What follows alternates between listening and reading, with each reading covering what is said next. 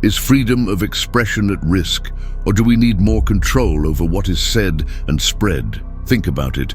Your comment on a social network can be erased. Your profile can be suspended. A video can be knocked down for violating guidelines. But who decides these rules? Who determines what can or cannot be said? In a world where governments, big techs, and even the cancellation culture increasingly controls what we say, are we facing a disguised censorship?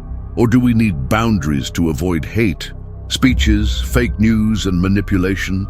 This debate divides the world. In some countries, expressing certain opinions may lead to prison. In others, freedom is so wide that it allows extreme speeches. But what is the right balance? Are we protecting society or choking the truth? Stay until the end, because we will expose both sides of this controversy with strong arguments. And in the end, I want to know your opinion in the comments. Now let's understand the context of this war between freedom and censorship. Freedom of expression has always been one of the pillars of modern democracies. But do we still live in an era of free thought, or are we seeing the emergence of veiled censorship? In the past, censorship was obvious. Totalitarian regimes burned books, banned newspapers, and arrested opponents. Today, censorship happens more subtly. What was once done by dictatorships can now be performed by private companies, algorithms, and social pressure. Examples abound. China. The internet is strongly controlled by the government. Platforms like Facebook and Google are blocked, and criticism of the regime can result in prison. Europe. The European Union approved laws against misinformation and hate speech, but critics say these rules can be used to silence divergent opinions. United States. Social networks remove posts and profiles on the ground of fake news or incitement to hatred, but many denounce an ideological bias in these decisions. Brazil and Latin America. Discussions on the control of digital discourse grew, with politicians trying to regulate platforms and influencers denouncing selective censorship. Here is the dilemma. Are we just fighting fake news and hatred, or are we suffocating uncomfortable opinions? On the one hand, we have those who defend total freedom of expression without restrictions. On the other, there are those who believe that the discourse needs limits to avoid social damage. Now let's look at the arguments of those who believe that freedom must be absolute. After all, what is the risk of limiting what can be said? Arguments in favor of absolute freedom of expression. Defenders of unrestricted freedom argue that any form of censorship is a dangerous way to authoritarianism. After all, who decides what can or cannot be said? 1. Censorship is an instrument of control. History shows that censorship always favors who is in power. Authoritarian regimes, from communist dictatorships to fascist governments, have always used information control to silence opponents. If we give governments or companies the power to decide what is acceptable, we make room for abuse and manipulation. 2. The danger of official truths. What we call misinformation today may be tomorrow's truth. How many times censored information in the past was proven true later? From the origin of COVID-19 to political scandals, many versions of the facts were classified as fake news before being accepted. Prohibiting certain lines prevents debate and the search for truth. 3. The right to be controversial. Unpopular ideas are essential for progress. If Galileo were censored forever, we would still believe the sun revolves around the earth. If you question the system to become prohibited, there will never be real advances.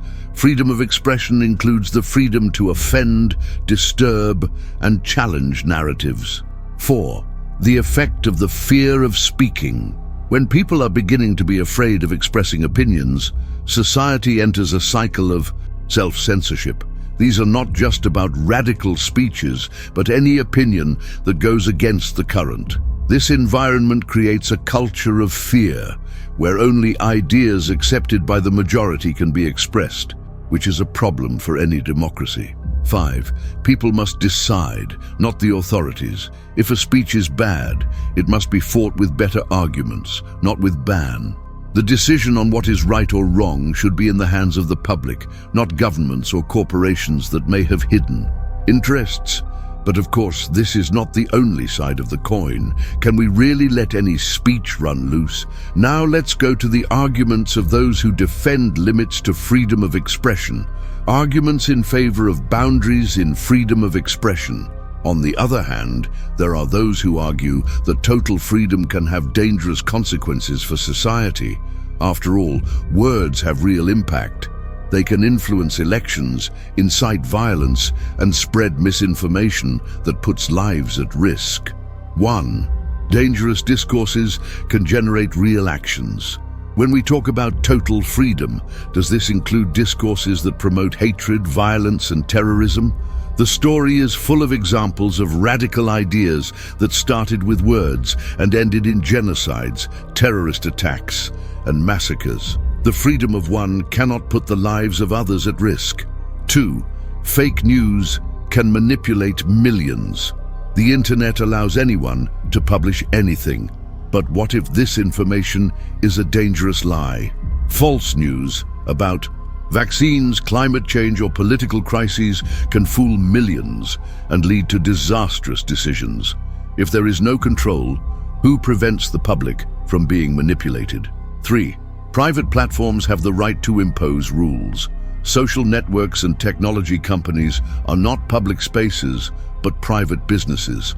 They have the right to moderate content according to their guidelines. If anyone wants to spread controversial speeches without restriction, why should they have the right to use a private platform for this? 4. Freedom of expression is not impunity. Speaking something offensive, racist, or slanderous has consequences.